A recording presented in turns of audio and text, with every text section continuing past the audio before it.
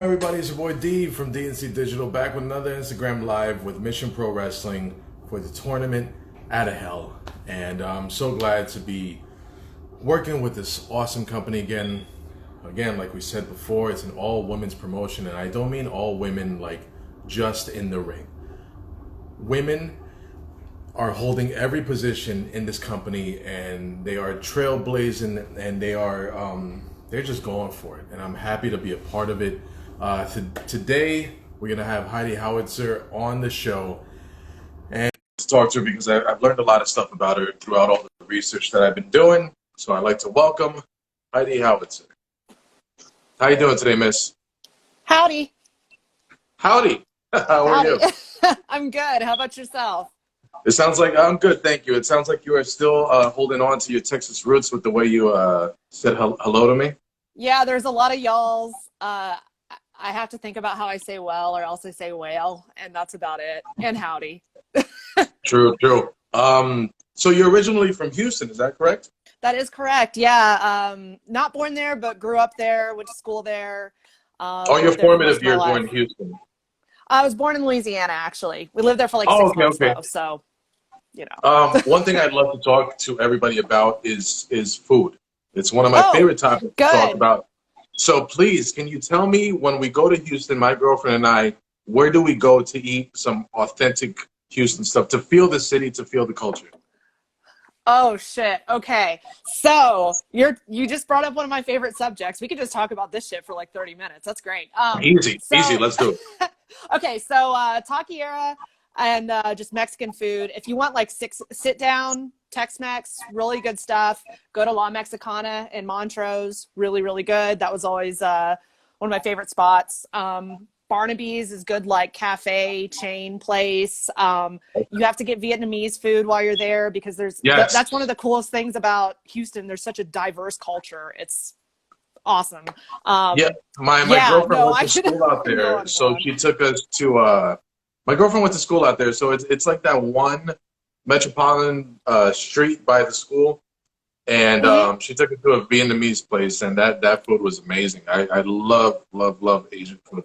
But you ended up moving to Colorado, right?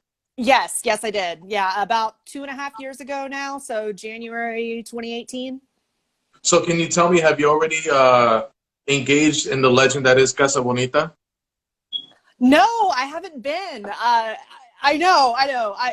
So I think part of it is just being from Texas. I'm like, Casa Bonita Mexican food, but also like Casa Bonita, man. And so like we were finally starting to entertain the idea, and then this whole pandemic thing hit. So, that kind of puts a damper on that. As now you're a residential local. Can you explain to everybody what Casa Bonita is over there and why Yes. it's so infamous? Casa Bonita, made famous really through South Park, is a ridiculous Mexican food experience. It's not just food. It's a whole fucking thing. Highly recommend. I say I highly recommend. I haven't fucking been there. So, sorry for all the F-bombs. I swear like a sailor. Oh no, go ahead. Okay. I mean, even if we were censored, I wouldn't dare try to correct you at all because you seem like a very intimidating person, and I'm not trying to get on your bad side. I want an autograph in the future, so I'm trying to be cool. I got you, fam. I'm very strong sometimes, kind of. Hey, that's actually a good segue. You used to be a powerlifter in the past. Yeah. My girlfriend has a powerlifting career. Well, she had one. She ended up doing, regional, state. She did nationals and she did world championships. So I like, that's a part of pride for me. I'm like, yo, you were the strongest girl in the world in your weight class or your age division, whatever way it works. Can you tell me what's the most challenging thing about being a powerlifter?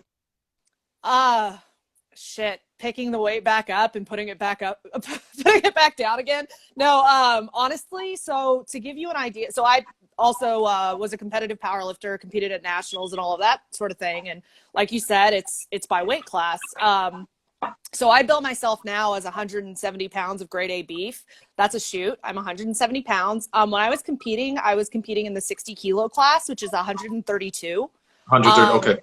Yeah, so I was 40 pounds lighter when I was competing, and my body did not want to be that small. Also, as we kind of talked about before, I really like eating, so probably Yeah. the water cut leading up to any meet was just the most miserable thing. So like, I mean, everything surrounding it, yeah, it's difficult training, and the meet itself, you get nerves, all that kind of thing. But yeah, that strict nutrition thing is that's rough. Yeah, I mean, I saw you deadlift. I think was it 3 or 500 in one of your videos? Oh man, shit! I wish it was 500. Probably like 330. Yeah, Okay. Now, with yeah, all due respect, and I mean this in the nicest way, you just had a very unassuming appearance when it came to being a powerlifter. yeah. So, did you surprise a lot of people at competitions when you showed up? I did. I'm kind of a weird build for a power lifter because like to be really successful at it, it helps if you're a little bit shorter and everything. I've got really short limbs, which is good for bench, but I have a really Yeah, long yeah. torso. So that makes things kind of tricky. But yeah, no, I was definitely kind of on the taller side as far as women go, and I'm only 5'7", so I'm not like huge. But it turns out like in wrestling I'm tall too, so that go figure. I don't know, man. So as you were competing in various powerlifting competitions, you were also excuse me, you were also living the life as a tuba player, and you've done a Yeah. lot of shows. And so, I mean, we're gonna get into that a little bit because I love music. But did you ever follow anybody around just playing the tuba? No, I feel like that's something waiting to happen. Even with the Okay. gimmick I have now, I feel like no one would even bat an eyelash if I came out with like a sousaphone at this point and just followed him around. Uh, but yeah, no, didn't really happen in the lifting or wrestling scene yet. But I'm sure And that's anything from Renaissance fairs to actual orchestrated symphonies, and hmm. music is just such a beautiful thing. What escape did you get while you were playing the tuba? I loved it. I mean, I still do. I've been playing, I guess, for shoot 20 years now, which is gross. And it's just really it's really fulfilling. It feels nice, like especially being that like that bottom section of a band or a group.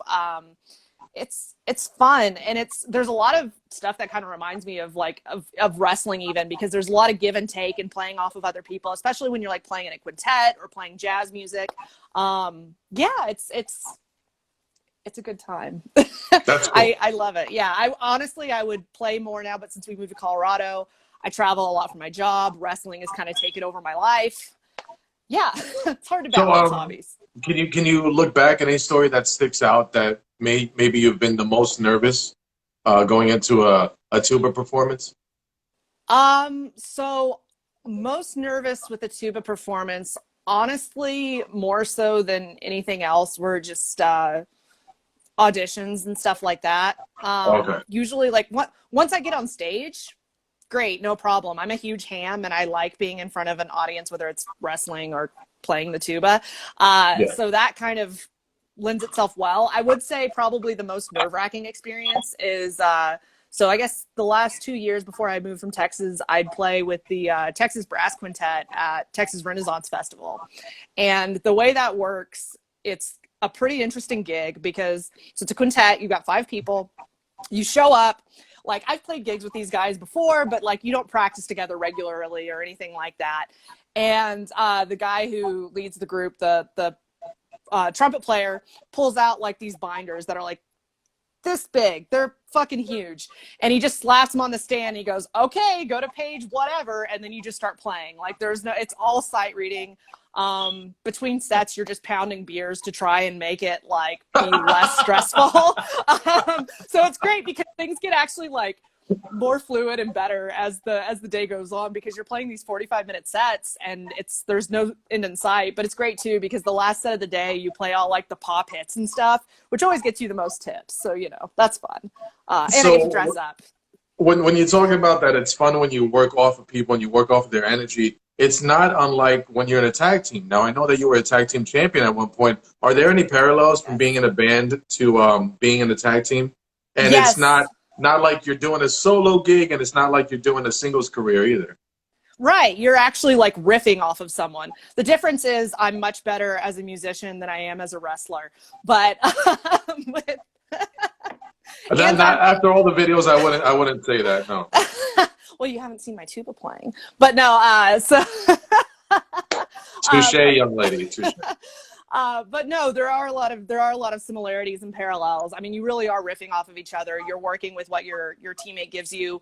I like it because I feel like even if you have a match structure going into it, there's a lot more playroom between you and everyone else and what's going on. Also, I work the shit out of an apron, so I got that going for Fair. me. So, one time, excuse me, I was associated with a wrestling promotion out here, and they booked some guys to come in, and they, for some reason, they didn't have a place for them to stay. So they asked all the trainees, they're like, "Hey, who has an extra room?" And I was like, "I do. If you want, they can stay in my place. It's fine." So I never met the guys, and they come in, and their backs were like the size of my wall. These guys were insanely huge and really nice guys. And you know one of them. You probably know both of them, but you definitely know one of them. They were the pillars of strength. Oh Hunter shit! Gray. Yeah. Yeah, Hunter Gray stayed at my place. He fell in love with my dog, who was a puppy at the time. He played video games with my daughter, and trying to be a nice host, I was like, I'll set up some breakfast. He goes, "No, bro, I got I got all my meals right here." And He's I got was his like, giant like bucket of chicken and he has rice a all the huge time. bucket, Yep. and I'm like, there's like 20 meals in there. And I'm like, how many calories do you eat? He's like, about 10,000. I was like, what?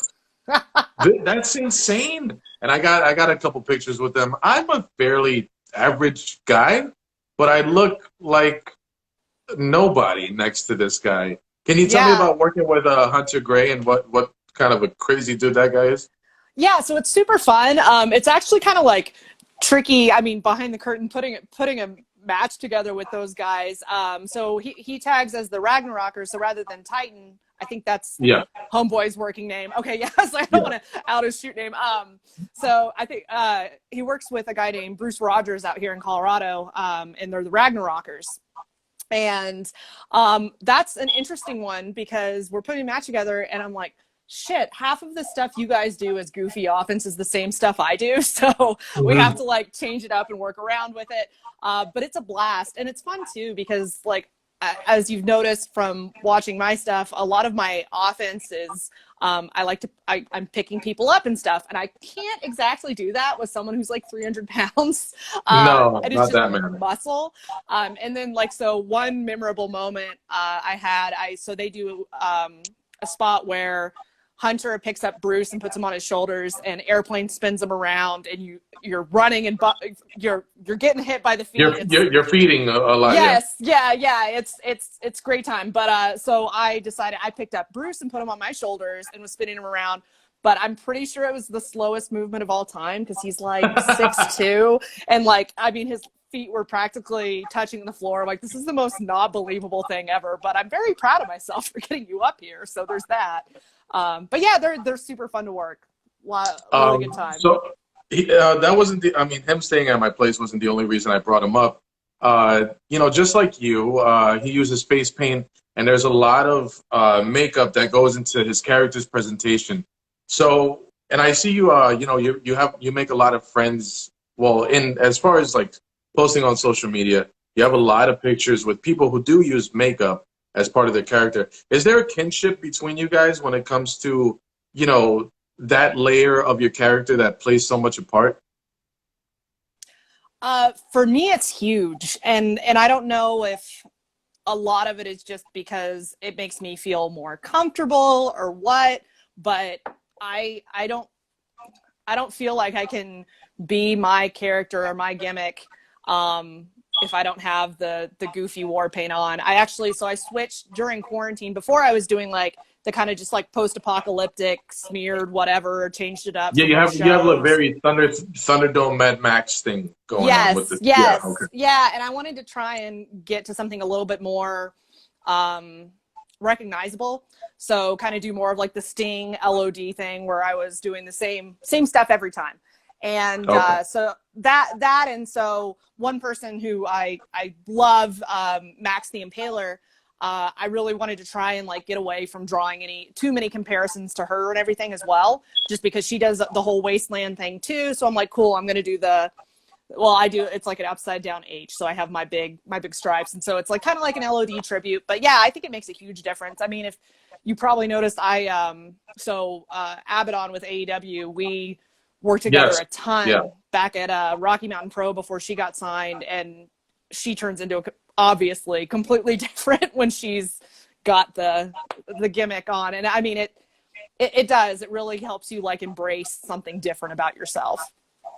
Definitely cool. You ended up having like a huge rivalry with her that culminated into a dog collar match. Is that correct? I was not actually in the dog collar match. That was Simone Lockhart, who has since moved back to Australia. She's doing lovely. Oh, okay. But no, we did have a long rivalry at Rocky Mountain Pro. We wrestled each other so many times. I mean, I don't even think the half of it is on YouTube. But if you go on Twitch and you look at Rocky Mountain Pro, you can find plenty of Abaddon Heidi Howitzer matches, probably more than you ever want to see, but there's a lot of them. You have a video of you running the ropes with a fellow wrestler, and I remember learning as I trained in wrestling for about a year and a half sparsely, and it doesn't matter what you look like, it doesn't matter how strong you are, it doesn't matter how many muscles you got or how many moves you think you can do. If you don't last more than if 3 minutes in you do your shoulder block, your drop down, your hip toss, if you're done after that, you got another 12 minutes to go. You have another 7 minutes to go. Like, how important is cardio in wrestling? And do you feel like wrestling is misunderstood because people haven't trained in it? I can't decide if I'm the right or the wrong person to ask that, because it is a long running joke between myself and my cohorts how bad my cardio is. And I'll be like, hold on, brother, I'm blown. Like 2 minutes into a match. There's multiple pictures of me just like laying in the middle of the ring, just passed out. We're going to do a lot of headlocks in this match, guys. Yeah, I was actually calling one with someone the other week, and I'm like, hey, so you're going to need to throw a rest hold in there because I'm going to be blown. I was told Heidi Howitzer matches are easy because I don't want to do shit because I'm going to get tired. Nice. So yes, cardio is very important. That's what we learned from this conversation. Yes. No, cardio is huge. I'm actually trying to get mine a lot better because, especially so, granted, I'm further removed from it now. I'm not powerlifting competitively anymore, but that's my primary method of training outside of wrestling.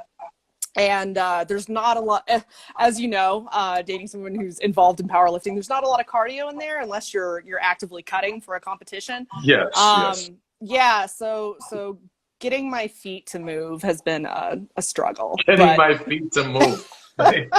So do you feel like professional wrestling is misunderstood in that aspect where they don't know what you guys do have to go through? They have.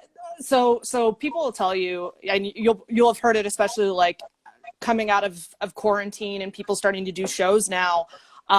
There's really no cardio even then, or any kind of exercise that prepares you for in-ring cardio and in-ring movement.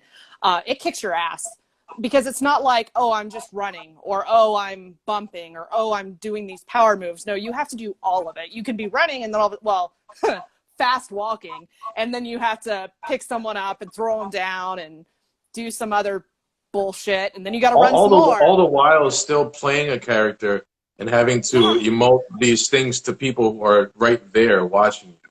Yes, it feels exactly. like there's so many layers of performance in professional wrestling that people misunderstand. I remember texting my trainer, and I was like, "Hey, what can I do to like get ready before training, in between training?" He was just like, "Nothing." I was like, "Great, that sounds cool. That's great."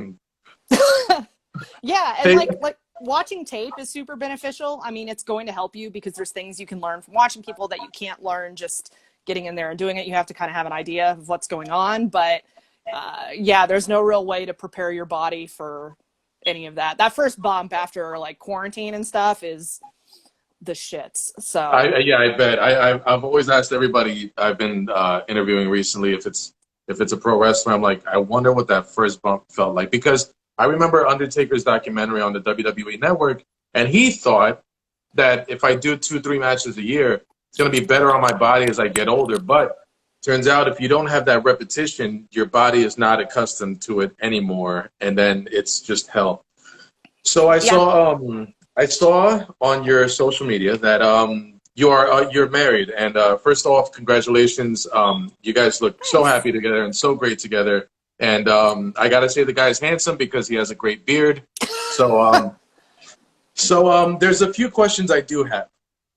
It looked like a beautiful wedding, and I congratulate you guys. It looked beautiful. You looked great with your hair, and it was so I do have to ask. There are two questions I have.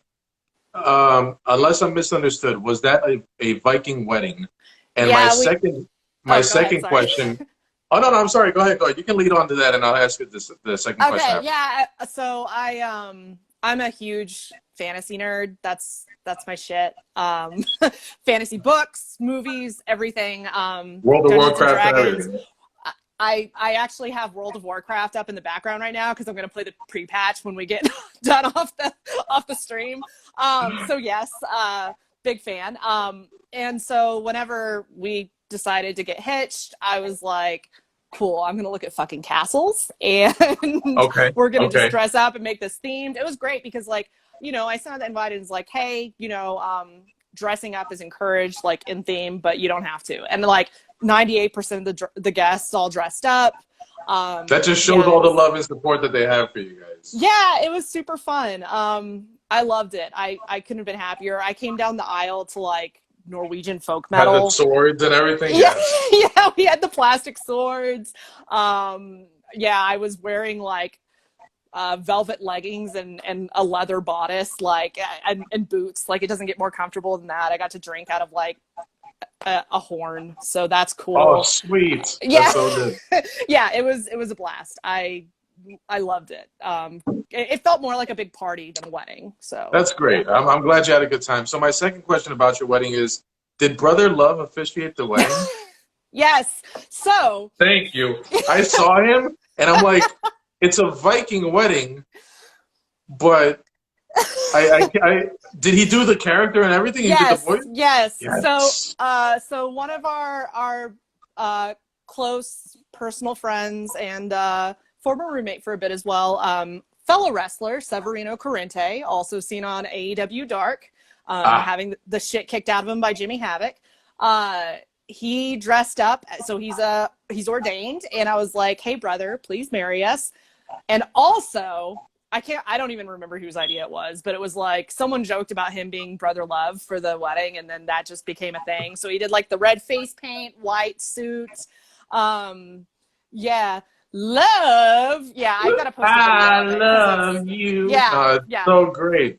I'm like, that's awesome. A Viking wedding with a cosplay evangelical TV priest, and And it's great because like the non-wrestling fans in the audience. So basically, I say the adults. I'm 31, so I'm also an adult. But like, the adults were like, are they getting married by Satan? I don't understand.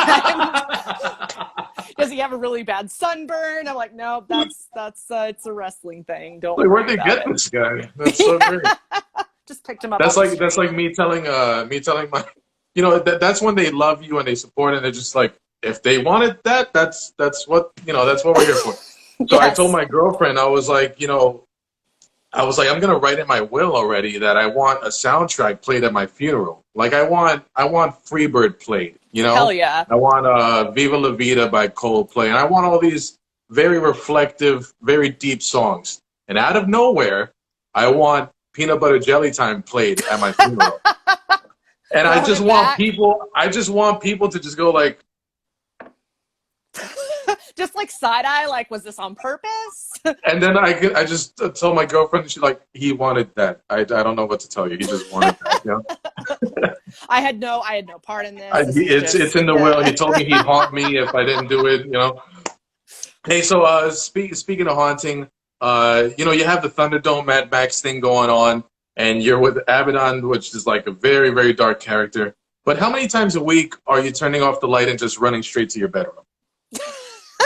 Shockingly, not very. I feel like all the matches with Abaddon kind of like braced me for anything Mm, spooky I'm facing, which got is it. good because, like, you know, in that four-way, I've got the Insidious one, and I'm like, bruh, I've wrestled Abaddon so many damn times. I think I'm okay. I say that. We'll see. We'll see. Hey, another one of your friends is going to be at Mission Pro Wrestling Tournament out of Hell. She is now going by the name of Genocide.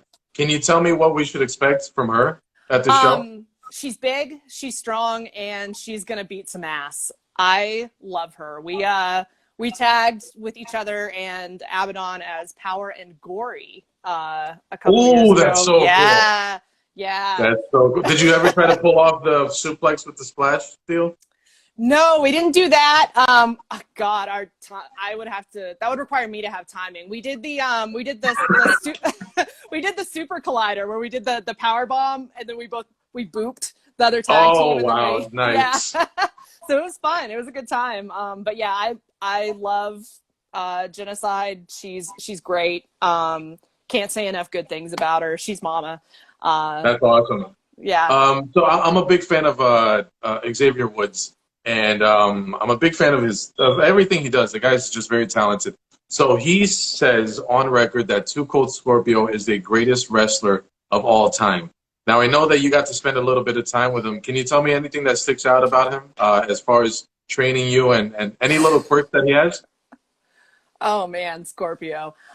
He's funny. He loves just trying to get reactions out of people, which is always a good time. Always yelling at me to be bigger and not bump for shit. My favorite, do I have a story for you since Let's hear it. you know Let's. Hunter Gray. So I love Hunter. This is my qualification for this.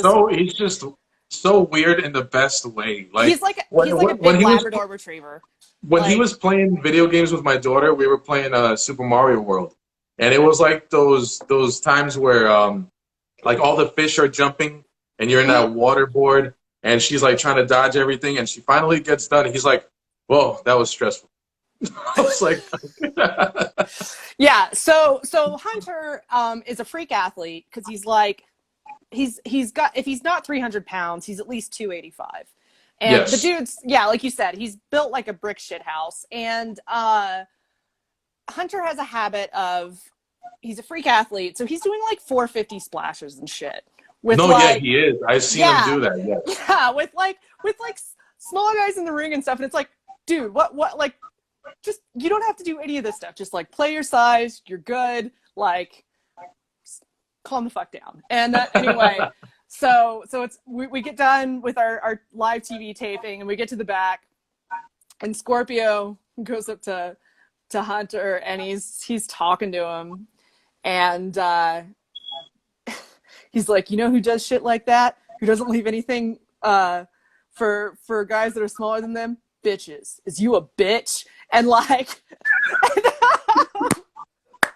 and I don't remember like what the exact verbiage was leading up to it, except it was, is you a bitch? Which is like, that coming out of Flash Funk was just like a highlight of my life.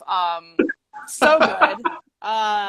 So yeah, so that's a fun Too Cold Scorpio story. Also, the guy is an absolute, just still, like, speaking of freak athletes, the guy's like in his 50s and moves like he moves better than me. Not that that's a huge accolade, but he moves like he's like 18. It's insane. I mean, I don't know if you saw any clips of him from the Collective. I think it was the For the Culture show, but he was doing like still his like flippy leg drop shit. And to see them still hold on to all their athleticism is just a testament with all their hard work. When you mentioned Hunter being a brick shit house, you have also used that term to describe yourself. Oh yeah. And yeah, definitely. So when you now I'm trying to just word this correctly, sure, because we're in 2020, I guess. When you are a female athlete and you have diehard fans, they already understand the business and they already understand what your character is trying to do or trying to convey. Now, when you have casual fans come in, now you are a woman who on record is very proud of her body and not afraid to have something on that might or might not show more Oh, I than show a usual? lot of ass. Okay. Yeah. Now I'm not going near that word. My mother raised me to be a gentleman, so I'm not gonna talk like that. But my question is, how do you get a casual fan to look past a woman's body parts and try to accept her for the athlete and the athleticism that she's trying to do in the ring? So that's actually just a huge part of women's wrestling in general. Like, to be completely honest with you, it doesn't matter what you're wearing. You could be wearing a paper sack and they would still have things to say about your body. Okay. A great example of that is watch any Twitch feed while like there's wrestling going on. You're going to see the trolls are always out in force. You could be a supermodel and people are still going to be talking about you, or you could look like trash and people are going to be talking to you. It doesn't matter. Okay. So like a big part of it is just going out there, knowing that there's going to be people saying shit and putting on the best show possible. I mean, it's you want to perform like you would at any time, but it is, I mean, that being said, yes, you are going to perform differently in different style of crowds. Like I perform differently in front of a bar crowd than I do in front of a wrestling crowd than I do in front of like your county fair crowd where half of them aren't actual wrestling fans. They're just there to see a show. But no, I mean, that's one thing you're just going to run into as a female wrestler. I mean, not that you won't as a male wrestler, but that's a huge part of it, is we're going to be judged by what we're wearing and what our bodies look like no matter what. So really just going out there and putting on your sports entertainment or your athletic endeavor is the big thing. That's, if you can entertain them, they'll look past whatever you look like or what you're wearing, so on and so forth. So trying to piggyback off of that question, you know, guys are actually wearing less than the girls in some instances during wrestling. And like you said, that there are trolls, they're always trying to insult you. How important is body positivity in the world of professional wrestling? God, it's so huge. I can't say enough things about that. I mean, I consider myself relatively confident most of the time, but I'd be lying if I said, oh no, these things don't get to me or whatever. I mean, all it takes is 2 seconds and I can make like 60 chins. Like it's very impressive. I saw that video too. That was hilarious. So like, I mean, there's always things you're self-conscious about. And I think it's important that now, especially once we get out of the kind of the divas era of WWE, WWE, you see more women with different body types who look different. I mean, so I watched your interview with the Woad the other day, who I love. Really want, I see, that's another one that I didn't know how to approach questions, because I'm like, it's literally the weapon of mass destruction. Yeah, I don't know. Yeah, no, I hadn't known about her before this the Mission Pro event came up, and I was like watching the interview and stuff, and I was like, I love her because I feel like we have very like similar approach to that. Is I'm not built like most female wrestlers. I'm bigger. I mean, I'm not, which is crazy because I'm not huge by any means, but yeah. I'm like, so perfect example. I worked extra talent for the E back in like February or something. And I was like, oh my God, I'm bigger than almost all of these women. Like, it was insane. And you don't see that like on TV. Like, you know, you can look at Alexa Bliss and know consciously, okay, she's small, but yeah, it's different when you're like, oh, you're like real tiny.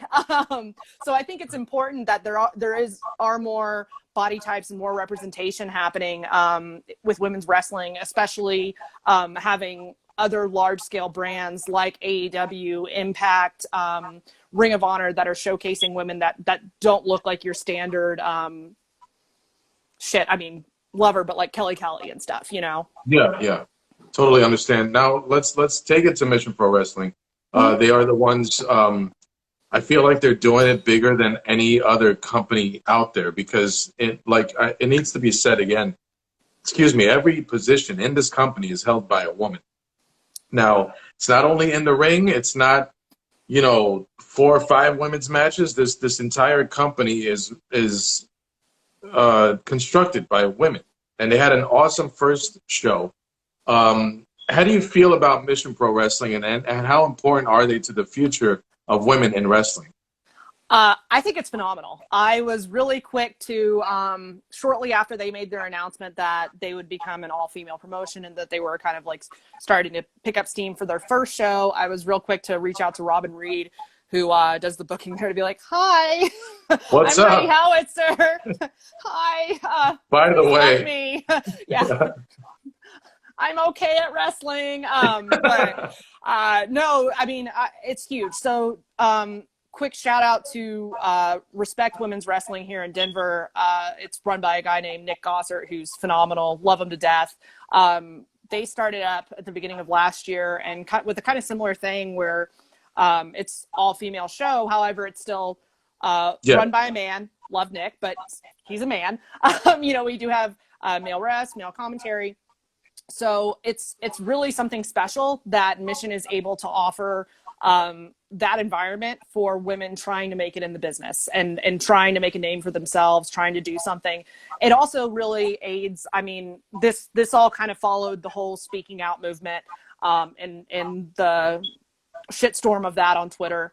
yeah, definitely. And it's nice because on top of everything else it provides and it having such good publicity, such a strong message for women, it's a very safe environment, you know, like I'm not going to go there and be... Did it strengthen the bond between all the women in wrestling after those really terrible stories came out?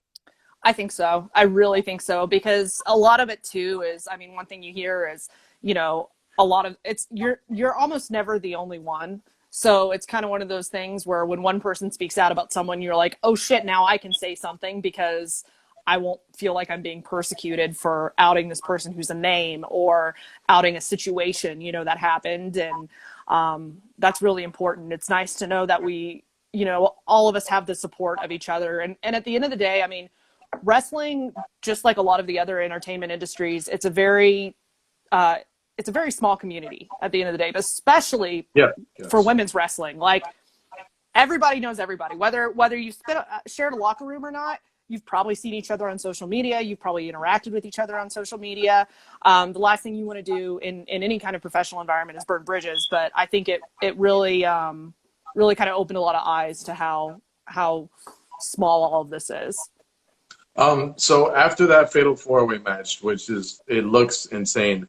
After the last bell is rung, after they thank everybody for coming, what do you want people to walk away with after the Mission Pro show? Man, Heidi did not look that tired at the end of the match. She moved her feet well. She's really good at rest holds. So one thing I told myself at the beginning of 2020 and like before COVID is I was like, I want this to be the year that I start really like working out of state a lot, or at least with some kind of frequency. And obviously COVID put kind of a kibosh on that for a while, but Mission is one of those shows that's really kind of an opportunity to be a launching pad for my wrestling career as far as getting my name out there. I mean, and getting my brand out there. And I think that's something where I want people to come away from it and say, okay, yeah, we want to see more of her. I do think I offer something a little different than a lot of the independent circuit right now as far as the females go, because I do take more of a comedic approach to my wrestling. I'm a big fucking clown. And occasionally I do strong stuff too, but just a little bit. So yeah, I mean, there's not a lot of women taking that angle right now. And I want to see what I can do to kind of carve myself out a little spot for that. So I'd like to try and kind of secure the next foothold in that. And that's hopefully cool. that 4-way does it for me. I do want to thank you so much for giving us your time here. It's Mission Pro Wrestling Tournament Out of Hell, November 6th in Buda, Texas at Pinball's Kingdom, streaming live on the Title Match Network. Miss Heidi, where can they find you on social media? Sure. So you can find me, Heidi Howitzer on Facebook. You can also find me at Thunderdome Style on Instagram, as well as Thunderdome Style on Twitter, except there's no E in Thunder because someone had already taken the Thunderdome Style part from me. So how dare they? Also, you can buy my shit on Pro Wrestling Tees. Hey, Heidi cool. Howitzer. You can buy a shirt of me that looks like I'm Godzilla smashing buildings, which is very exciting. So, get your Heidi Howitzer swag. Awesome. If you're following me, just make sure you click here on Heidi Howitzer's name, Thunderdome Style, and follow her. If you're following Heidi and you like a guy doing interviews, make sure you follow me at DNC Digital. This is going to be on YouTube, so make sure you guys like, comment, and subscribe. Please like, because I learned that helps the algorithms, and that helps me get out there. DNC Digital on Facebook, Instagram, and Twitter. Again, Mission Pro Wrestling, Tournament Out of Hell. Heidi Howitzer right there is part of a huge fatal four-way match. Everybody have a great night. Make sure you vote and be nice to each other. Right, Heidi? That's good? I mean, I guess. I mean, not in the ring, right? But let's just Right. try. But in real life, yeah. In real life, yes. In real life, just be nice to each other. Again, Mission Pro Wrestling, Tournament Out of Hell, November 6th on the Title Match Network in Buda, Texas, November 6th. Thank you, guys. Have a great night.